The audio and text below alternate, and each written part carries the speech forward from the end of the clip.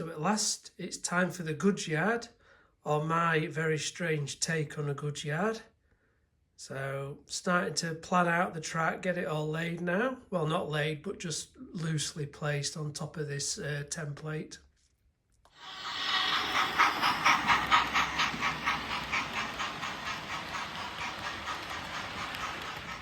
The first tweak I've had to make, it hasn't taken long, has it, to have to amend it, was just this area here.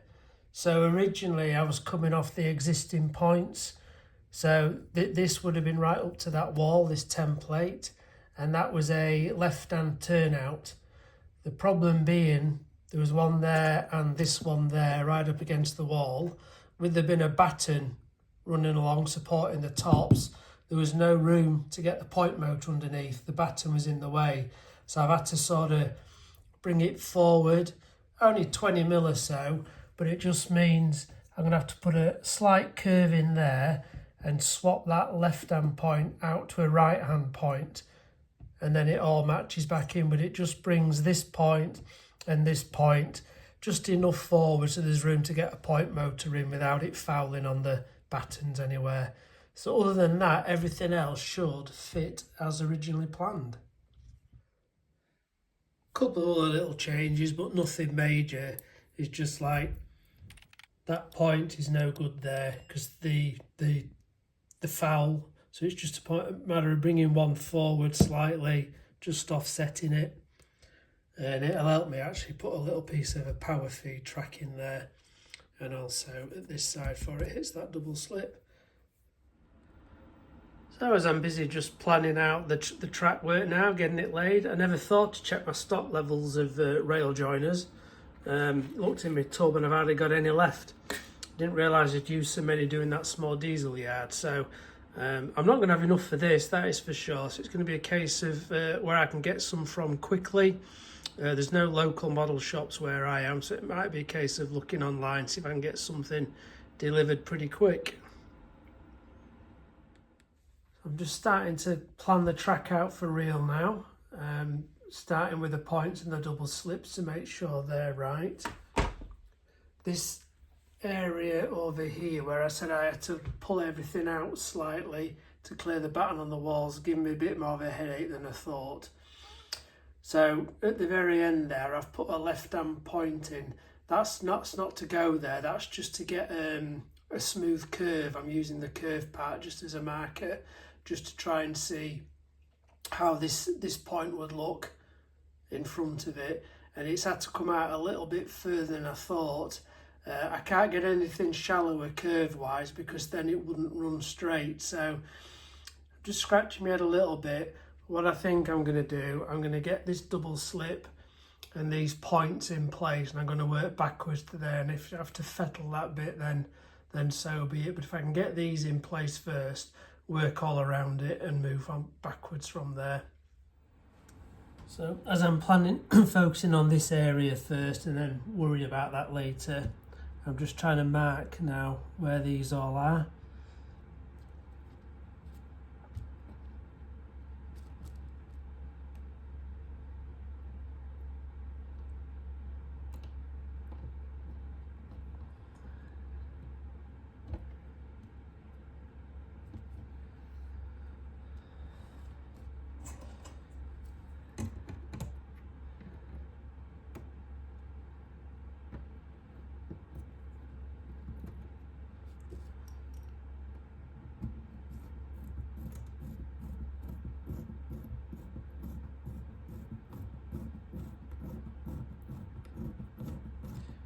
Hopefully these will come through on the cork underneath.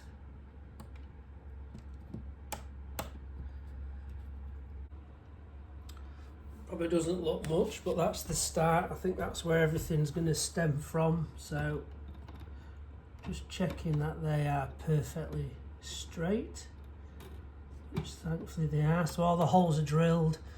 I've just tacked them in with some tiny screws for now. I think I've had to move this template out the way because it wasn't really working for me. So I'm going to, I think, stick it up on this wall just as a reference more than anything and wing it. Well, when I say it didn't work for me, it helped me get these first 3 points or 2 points of double slip in position. Now they're in, I can probably just work off that which I've put on the wall. It's a different type of back scene, I suppose.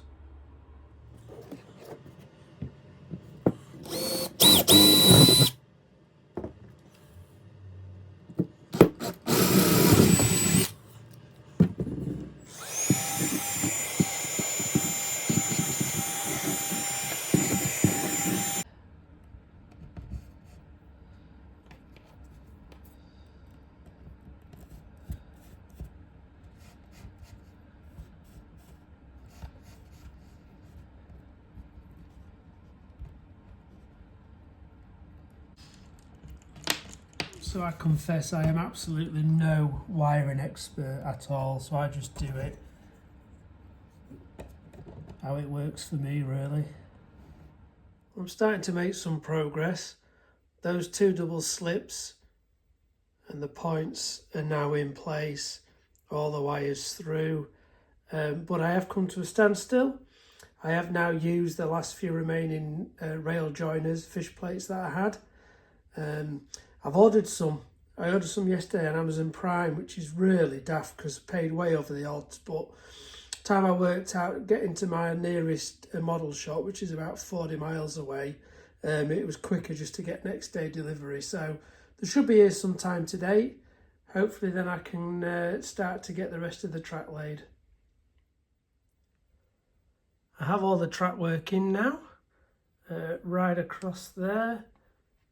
The only bit I can't get in is that point because it's right over the join, and I want to take these boards off to finish off all the wiring. So those tracks leading into it are all fastened in, the point's in the right place, but obviously I'm going to take this board off now, this whole section, so I can get underneath to do the wiring.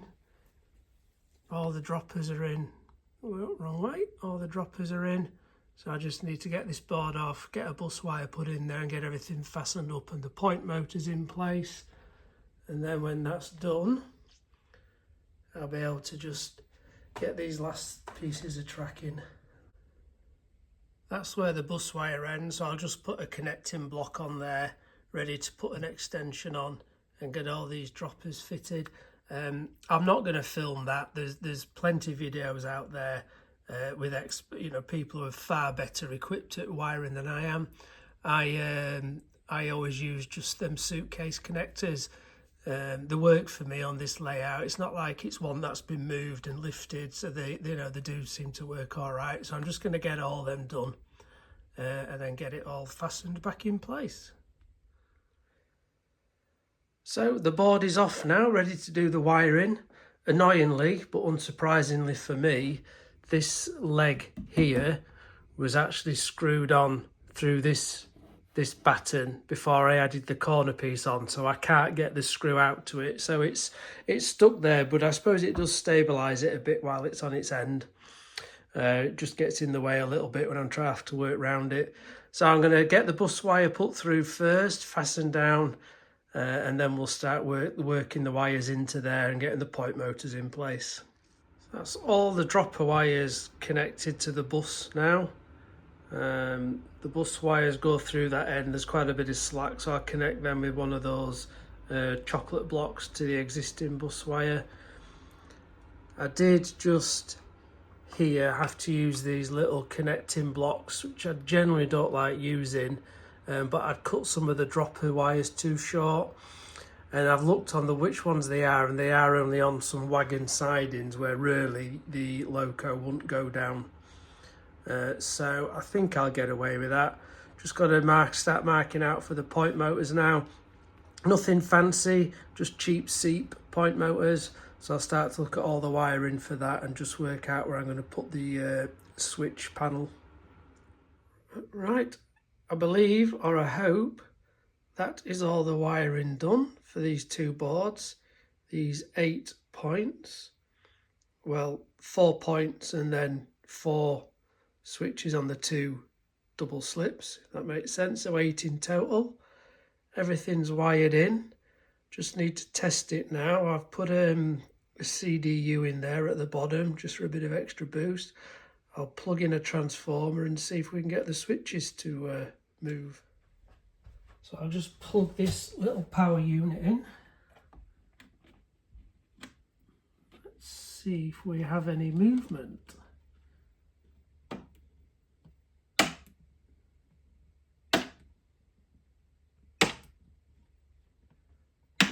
Four, that's 5, 6,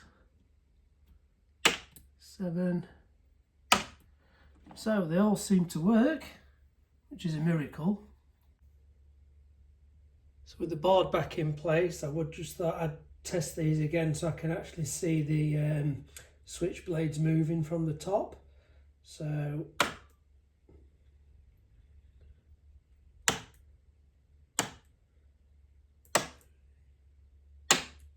it seems like all 8 are working okay.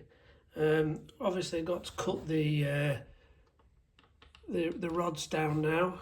So I've got the last pieces of track in now. That point, these two to connect up to those over there, and then this little head shunt. So the droppers are in. I've now got to get under the board, unfortunately, and fasten them. And I've got the unenviable thought of having to get point motors into 1, 2, 3 points from underneath. So that's not going to be a job for today. I'm going to have to clear everything out under there, clamber down. Hopefully it'll go okay. That's what it's like from underneath. So that's the original bus wire here. So I've just got to connect it up with one of those chop blocks that comes through. There's the 2 new ones, and then get the dropper wires in place. Okay, so I've wired all the tracks into the bus. The only thing left to do are those 3 point motors, which as I said earlier, I've got to get under the boards for. So I'm just going to test the tracks now to make sure they all work.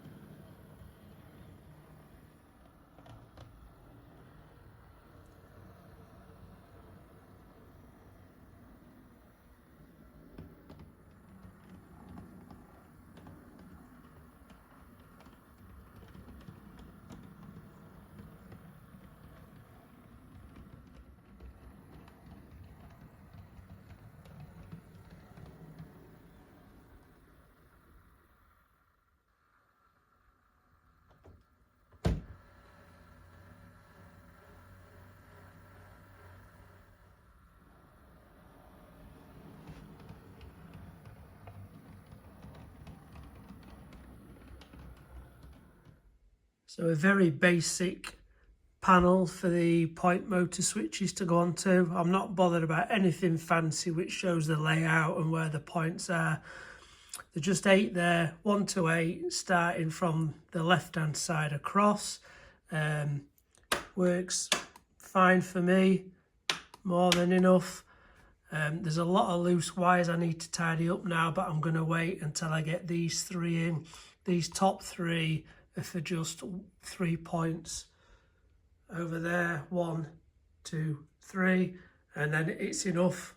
I might paint it, I might just give it some varnish. I don't know, I didn't need anything fancy, but at least it's somewhere easy to put the control switches. So I think I made some decent progress this week. All the track is in, wired the droppers into the bus wire. All the main points on here are all got the point motors in, they're all working well. All I've got to do now, as I mentioned earlier, are those 3 points over there, which is going to be a bit back-breaking, laid underneath there, but I'm sure we'll get it done. Tested the track, pleased it's worked. Just the one little hiccup, nothing major, is on this one here. I've missed the fish plate. So I'm going to have to just pull that back and slide it under. I might just have to chop the chair off to be able to slide it back and get that in. Other than that, not a bad attempt. So we'll start moving on to the next stage.